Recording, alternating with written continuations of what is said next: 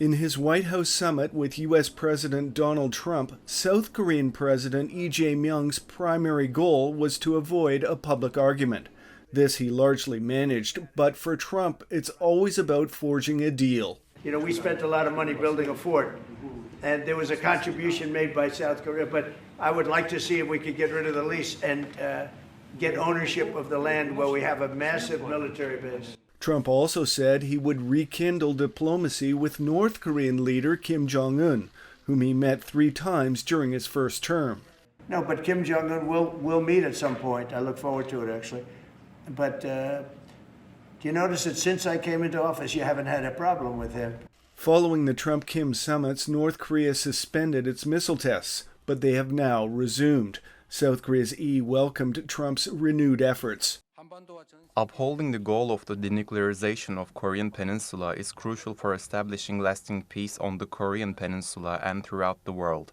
President Trump and I agreed to work closely together to achieve peace and denuclearization on the Korean Peninsula. Still, experts in Seoul say North Korea has no interest in direct talks with the South.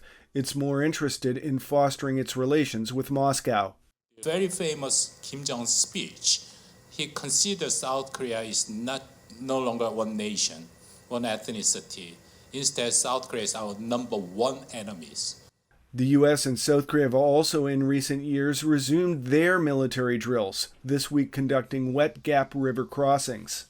Joint U.S.-South Korea military exercises like these have been routinely criticized by North Korea for being rehearsals for invasion. Washington and Seoul maintain the drills are strictly defensive in nature. Still, these exercises have been scaled back as the new South Korean government hopes to generate dialogue with Pyongyang. Trump in 2018 suspended military drills, bringing about his summits with North Korea's Kim and subsequent calm between the Koreas.